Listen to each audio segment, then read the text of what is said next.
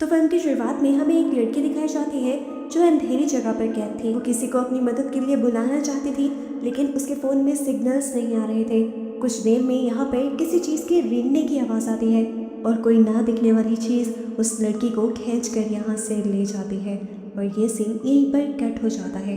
अगले सीन में हम कुछ दोस्तों को देखते हैं जो पिकनिक मनाने के लिए आए हुए थे। तो तब उनकी मुलाकात होती है मॉस्को से आए एक लड़के से जो यहाँ अपने भाई को ढूंढने के लिए आया था।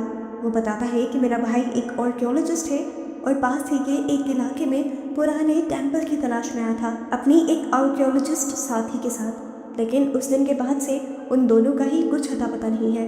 वो इनकी ग्रुप को भी कहता है कि अगर आप लोग मेरे साथ वहाँ चलना चाहें तो जाया जा सकता है, लेकिन इस टाइम ये ग्रुप इनकार कर देता है। लेकिन सुबह होते ही इन सब का इरादा बदल जाता है और ये लोग डिसाइड करते हैं खुद भी उस टेम्पल को देखने का, जिसके बारे में आज तक इन्होंने सुना भी नहीं था। ये लोग अब उस इलाके में पहुंच जाते हैं जहां पर वो टेम्पल था। इन्होंने एक लोकल गाइड भी हायर किया था जो इस इलाके में उन्हें छोड़ देता है और इन बेचारों को फिर ये पूरा सफ़र खुद ही से तय करना पड़ता है और वो लोग एक टैक्सी हायर करते हैं उस टेम्पल तक जाने के लिए। अजीब बात थी, ये जीप वाले भी उन्हें जंगलों के बाहर छोड़ गए थे, ये कहते हुए कि आगे का सफ़र आप लोगों को पैदल तय करना होगा। जंगल के अंदर ये लोग अपना सफ़र शुरू कर देते हैं और रास्ते में इन्हें काफ़ी पुरानी चीज़ें भी मिलती हैं, जिससे इन्हें पता चलता है कि यहाँ पर काफ़ी पुराने लोग रहा करते थे। यहीं पर उन्हें एक जीप भी नजर आती है जो ज़रूर उसी आर्कियोलॉजिस्ट की थी जिसका भाई उसे ढूंढ रहा था। इन्हीं चीज़ों की और खूबसूरती की पिक्चर्स लेते लेते ये लोग आगे आगे जैसे जैसे बढ़ रहे थे, एक अजीब काम इनके साथ ये हो रहा था कि यहाँ के लोकल लोग इन्हें काफ़ी अजीब नज़रों से देख रहे थे और इनसे बात तक नहीं कर रहे थे, जैसे वो लोग इनके यहाँ आने से खुश ना हो। फिर फाइनली ये लोग उस टेम्पल के सामने पहुँच भी जाते हैं जिसे ये लोग देखने के लिए आए थे। ये टेम्पल बहुत ज़्यादा बड़ा था और इसके ऊपर बहुत सी सीढ़ियाँ बनी हुई थी और पूरा टेम्पल वाइन्स से यानी पौधों की बेलों से भरा था। अब ये लोग इस टेम्पल के सामने पिक्चर्स लेने लग जाते और उसी टाइम पर कुछ लोकल लोग यहाँ पर घोड़ों पर सवार हुए आ जाते हैं। उन लोगों को बहुत ज़्यादा गुस्सा आ रहा था इन लोगों के यहाँ आने पर। वो इन्हें इशारों से यहाँ से जाने को कह रहे थे क्योंकि आपस में ये दोनों पार्टीज ही एक दूसरे की लैंग्वेजेस नहीं समझ पा रही थी। इन लोगों को लगता है कि विलेजर्स इस टेम्पल की पिक्चर्स लेने की वजह से गुस्सा हो रहे हैं, शायद वो इस टेम्पल में पूजा वगैरह करते हैं और उन्हें ये सब टेम्पल की इंसल्ट लग रही है। ये लोग इसीलिए वो कैमरा वापस लेने की भी कोशिश करते हैं और जैसे ही लड़का कैमरा लेने के लिए उनके करीब जाता है तो विलेजर्स में से एक आदमी उसके ऊपर तीर से हमला करके उसे मार देता है। अब इनके ग्रुप के सभी लोग पैनिक हो चुके थे और पैनिक होकर ये लोग इस टेम्पल के ऊपर की तरफ भागने लग जाते हैं। जैसे ही ये लोग ऊपर चढ़े तो नीचे से लोगों ने उन्हें वार्न करना शुरू कर दिया कि आज के बाद नीचे मत आना। ये लोग देखते हैं कि टेम्पल के ऊपर 2 कैंप लगे हुए थे जो उन दोनों आर्कियोलॉजिस्ट के थे, पर अब इन दोनों कैंप्स में कोई भी नहीं था। ये लोग देखते हैं कि टेम्पल के ठीक ऊपर एक बहुत ही गहरा गड्ढा भी है। खैर ये लोग अभी यही सोच रहे थे कि वो दोनों आर्कियोलॉजिस्ट होंगे कहाँ कि तभी उन्हें गड्ढे में से किसी के फोन की आवाज़ आती है। मिथाई यानी बोलर का जिसका भाई आर्कियोलॉजिस्ट था, उसको लगता है कि उसका भाई इसी गड्ढे में है, इसलिए वो गड्ढे के अंदर जाने का फैसला करता है। ये लोग मिथाई को एक रस्सी के साथ बांध देते हैं और उसके जरिए जैसे जैसे मिथाई को आहिस्ता आहिस्ता वो नीचे उतारने की कोशिश कर ही रहे थे तो तभी रस्सी टूट गई और मिथाई बिल्कुल नीचे गड्ढे में जाकर गिरा और इतनी ऊंचाई से गिरने की वजह से मिथाई की टांगें और कमर टूट गई। ऊपर इन लोगों को मिथाई की सिर्फ दर्द भरी चीखें ही सुनाई दी। पता नहीं किस हाल में था, ये जानने के लिए ये लोग एक नई रस्सी बांधते हैं पुली के साथ और स्टेसी को नीचे भेजते हैं। नीचे जाते हुए उसके हाथ में लाइट भी थी जिससे वो देखती है कि इस कुएं की सारी दीवारें अच्छी तरह उन्हीं वाइन्स ने कवर की हुई है, जिन वाइन्स यानी बेलों को ये लोग बाहर भी देख चुके हैं। इन्होंने जितनी बड़ी रस्सी लगाई थी उसने स्टेसी को काफी नीचे तक तो पहुंचा ही दिया था, पर फिर भी ये कुआं काफी गहरा था और उसे नीचे मैथ्यू तक आने के लिए जंप लगानी पड़ी, जिसकी वजह से उसके अपने भी घुटने में बहुत बुरी तरह से चोट आई। यहाँ मिथाइयों ने उसे बताया कि वो हिल भी नहीं पा रहा, जिसका मतलब है कि उसकी स्पाइन यानी रीढ़ की हड्डी में चोट आई है। ये बात वो ऊपर भी बता देते हैं। फिलहाल इनके लिए इम्पोर्टेंट था मैथ्यू को ऊपर लेकर आना। ये लोग एक स्ट्रेचर बनाकर नीचे फेंकने का फैसला करते हैं, जबकि एमी जो कि एक मेडिकल स्टूडेंट थी वो इन सबको कहती है कि ऐसा मत करो किसी की कमर में चोट हो और उसे इस तरह से मूव किया जाए तो ये बहुत खतरनाक साबित हो सकता है। वो बहुत ज़्यादा परेशान थी।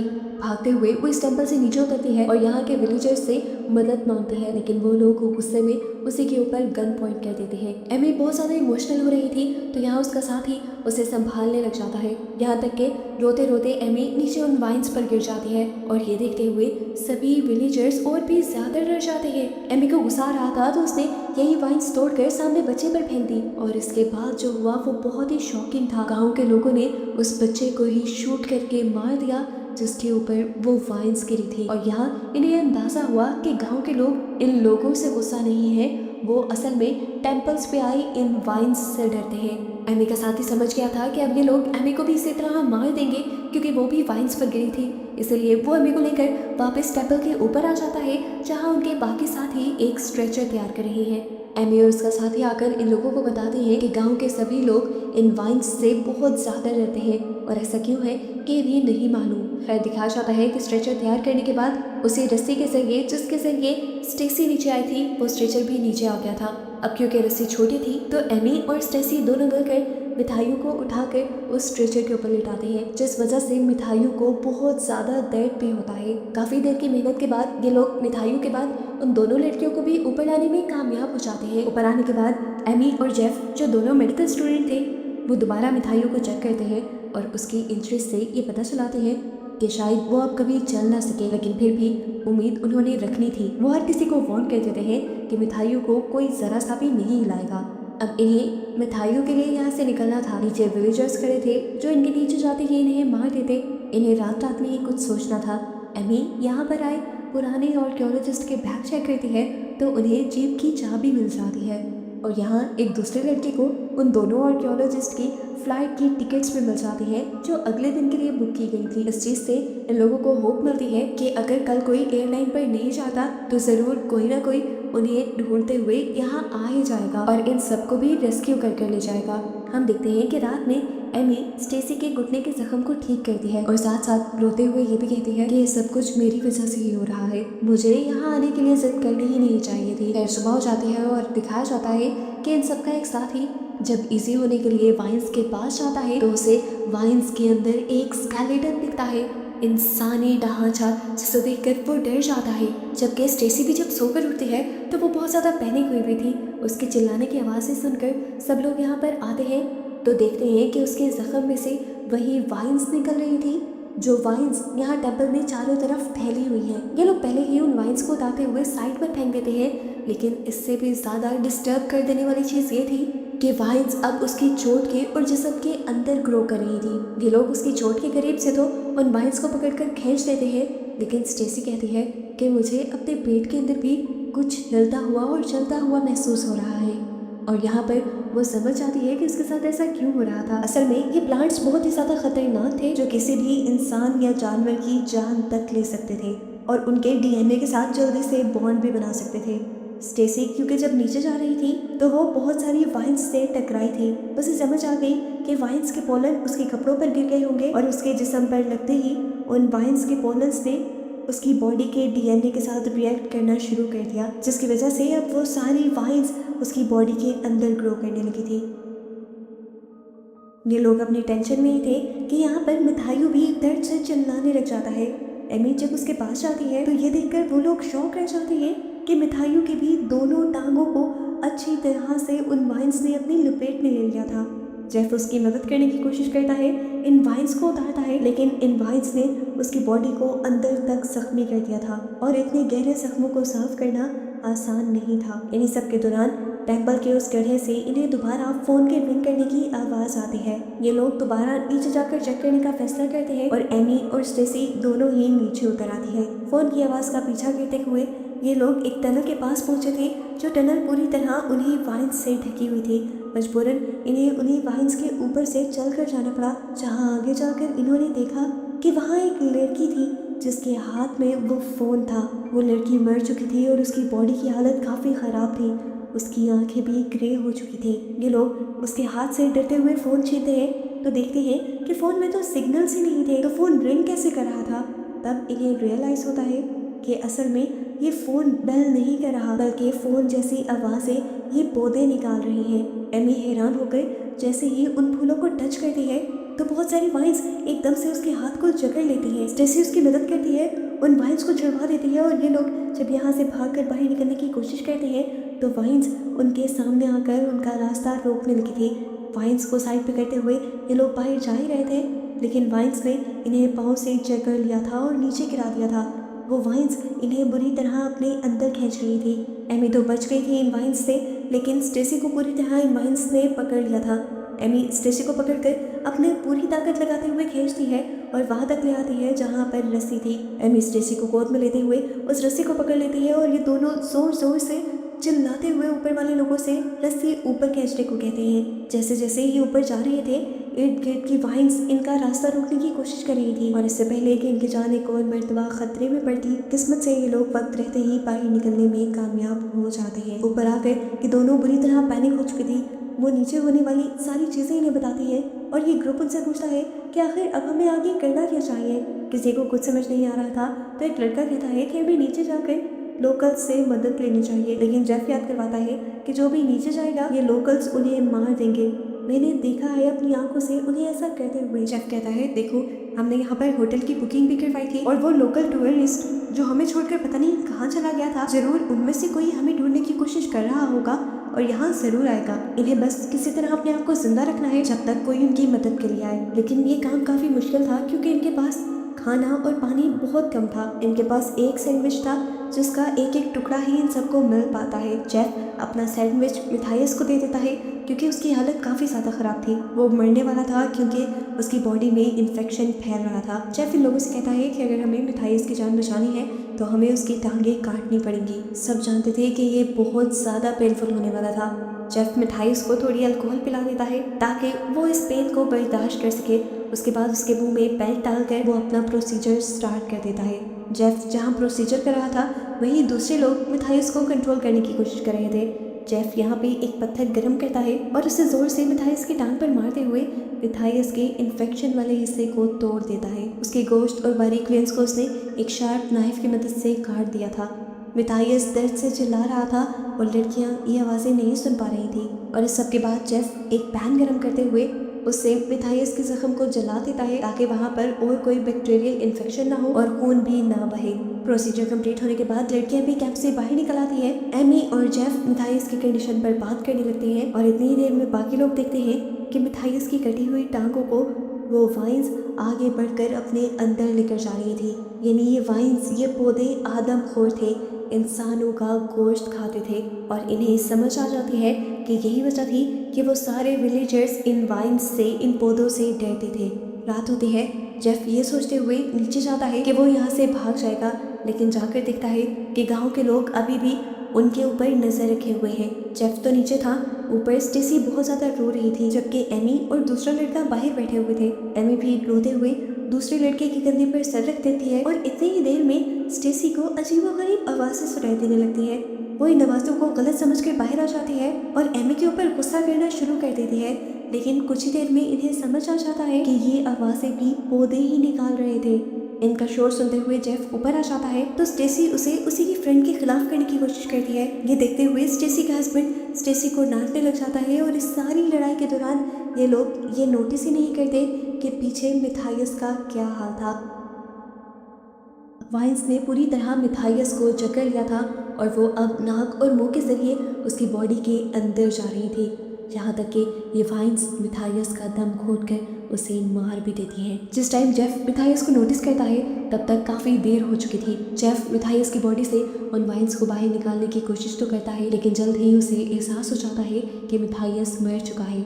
ये देखते हुए स्टेसी और भी ज़्यादा पैनिक हो जाती है क्योंकि उसे पता था कि वाइन्स उसकी बॉडी के अंदर भी है और उसे ये बात कंफर्म हो जाती है कि अब जल्द ही वो भी मर जाएगी। वो यहाँ पर एक छुरी उठाते हुए कहती है कि मैं अपनी बॉडी को काट कर इन वाइन्स को अपनी बॉडी से बाहर निकाल दूंगी, लेकिन उसका साथी उसे ऐसे करने से मना करता है। लेकिन स्टेसी, जिसकी हालत काबू में थी ही नहीं, वो उसे भी अपने से दूर कर देती है। यहाँ तक तो सब ठीक ही था, सभी लोग स्टेसी को ही काम डाउन करने की कोशिश कर रहे थे, लेकिन फिर एक मोमेंट ऐसा भी आया कि इन सबको डरना पड़ा क्योंकि यहाँ वाइन्स के सभी फ्लावर्स बिल्कुल स्टेसी की ही आवाज़ में और स्टेसी की ही तरह बोलने लगे। उसके बोले हुए लफ्ज़ रिपीट करने लगे और इस तरह इन्हें अंदाज़ा हुआ कि इन वाइन्स के पास ब्रेन भी है, जिसकी वजह से ये वाइन्स और उसके फ्लावर उन्हें मिमिक कर पा रहे हैं, उनकी नकल उतार पा रहे हैं। ऐसे ही सुबह हो जाती है। जेफ और एमी एक साथ बैठे होते हैं जब वो देखते हैं कि विलेजर्स आकर बहुत बड़ी क्वांटिटी में नमक को टेम्पल के इर्द गिर्द गिरा रहे थे ताकि ये वाइन्स आगे ना बढ़ पाए। जेफ एमी से कहता है कि ये एंशिएंट वाइन्स है, इन्हीं बहुत ही सदियों पुरानी वाइन्स है और जेनेटिक डेवलपमेंट होने की वजह से इंसानों को खाने लगी है। इसी वजह से इंसान तो क्या, जानवर भी इन वाइन्स से दूर रहते हैं। वो लोग बातें ही कर रहे थे कि इनका दूसरा साथी कैंप से निकल कर आता है और इन्हें बताता है कि स्टेसी की हालत पहले से कहीं ज़्यादा ख़राब हो गई है। ये लोग देखते हैं कि वाइन्स बहुत ही तेज़ी से उसकी टांग के अंदर ग्रो कर रही थी। जेफ छुरी लेता है और उसकी टांग को काट कर उन वाइन्स को निकालने की कोशिश करता है। तब स्टेसी कहती है कि मुझे ऐसा लग रहा है कि जैसे मेरे सर में भी कुछ हो, लेकिन ये लोग उसे कहते हैं ऐसा कुछ भी नहीं। थोड़ी देर बाद जब स्टेसी कुछ पीने लगती है तो इन्हें सचमुच में उसके सर में वाइन्स चलती हुई दिखाई देती हैं। सारे उसे अजीब तरीके से देख रहे थे, इसीलिए स्टेसी भी समझ गई कि खतरा इन वाइन्स को उसकी बॉडी के अंदर से निकालने के बाद भी नहीं टला। ये लोग सो जाते हैं और कुछ देर बाद जब ये लोग सोकर उठते हैं तो देखते हैं कि स्टेसी इन लोगों के पास नहीं थी। वो पहले से ही बाहर आ चुकी थी और जब वो बाहर आई थी तो उसको देखते ही इन वाइन्स ने उसकी आवाज़ें निकालना शुरू कर दी थी, जिसकी वजह से स्टेसी और भी ज़्यादा डर गई थी और उसने अपनी पूरी बॉडी पर कट लगा के थे। जब तक ये लोग बाहर निकले तब तक उसके खून से यहाँ पर एक छोटी सी नदी बन गई थी। जेफ उसे रोकने के लिए करीब जाता है तो वो अपने चाकू से जेफ को दूर कर देती है और इस तरह जेफ का हाथ भी जख्मी हो जाता है। और जब उसका साथी उसे रोकने के लिए जाता है तो स्टेसी गलती से चाकू उसके सीने में स्टैब कर देती है और ऐसे इनका एक और साथी इन्हीं की आंखों के सामने मारा जाता है। उसके मरते ही ये वाइन्स उसकी बॉडी को जकड़ लेती है और खींचते हुए अपने अंदर ले जाते हैं। स्टेसी रो रही थी, वो एमी से कहती है प्लीज़ मुझे मार दो। एमी उसे प्यार करती है और कहती है नहीं, ऐसा कुछ नहीं होगा, तुम बच जाओगी। जेफ जो हकीकत जानता था कि स्टेसी बहुत ज़्यादा दर्द में है, वो आखिर उसे मार ही देता है और उसके सारे दर्द से उसे आज़ाद कर देता है। जिसके बाद वो स्टेसी का खून लेकर एमी की पूरी बॉडी पर लगा देता है, उसे जीप की चाबियां देता है और कहता है कुछ भी हो जाए, चाहे मैं मर भी जाऊं, तुम रुकना मत। जेफ जानता था कि यहाँ से कोई एक ही बचकर जा सकता है, नहीं तो विलेजर्स सबको मार देंगे। उसने प्लान बनाया था कि वो एमी को मरा हुआ दिखाते हुए नीचे लेकर जाएगा और खुद विलेजर्स के सामने आ जाएगा। ऐसे विलेजर्स का ध्यान एमी से हट जाएगा और एमी भाग जाएगी। अपने प्लान को पूरा करने के लिए वो एमी को मरे हुए की तरह उठाकर टेंपल से नीचे ले आता है। उसे लिटाकर वो उसे आखिरी मर्तबा प्यार करता है और खुद इन सारे विलेजर्स के सामने चला जाता है। गांव के लोग उसे देखते ही उसके ऊपर बहुत सारे तीर से हमला कर देते हैं। जेफ बहुत ज़्यादा जख्मी होकर दर्द में तड़पने लग जाता है और उसकी तड़प को देखते हुए यहाँ के लीडर उसके सर पर गोली मारते हुए उसे भी मार देते हैं और दर्द से आज़ाद कर देते हैं। और इसी सब चीज़ों का फ़ायदा उठाते हुए एमी पीछे का रास्ता इस्तेमाल करते हुए जंगल से भाग जाती है। गांव वालों को ये पता चल गया था। गांव वालों ने उसे मारने के लिए पीछे से कई ज़्यादा तीर के निशाने लगाए, लेकिन किस्मत से एमी सभी तीरों से बच गई। वो रुकी नहीं क्योंकि वो जानती थी कि अगर वो रुक गई तो मर जाएगी। ताकत खत्म होने के बावजूद वो तब तक भागती रही जब तक जीप नहीं आई उसके सामने। आखिर उसकी किस्मत उसका साथ दे भी देती है और ये जीप स्टार्ट हो जाती, जिसे लेकर वो इस जंगल से बाहर चली जाती है रोते हुए। उसने यहाँ पर अपना बहुत कुछ खो दिया था, अपने दोस्त, अपना साथी, और अब वो अकेले जंगल से जा रही थी। लेकिन वो खुद भी खतरे से बाहर नहीं थी क्योंकि उसके सर पर भी वाइन का निशान नजर आ रहा था, जो इस चीज़ की निशानी था कि वाइन्स ने कहीं ना कहीं उसे भी इन्फेक्टेड किया था। मूवी के पोस्ट क्रेडिट सीन में हम दो और दोस्तों को इसी टेंपल के करीब देख रहे हैं, जो इस टेंपल को देखने और इसकी हिस्ट्री पढ़ने के लिए आए थे, लेकिन वो नहीं जानते थे कि अब उनके साथ क्या होने वाला है। और बस इन दोनों को ही दिखाते हुए ये मूवी यहाँ पर ख़त्म हो जाती है।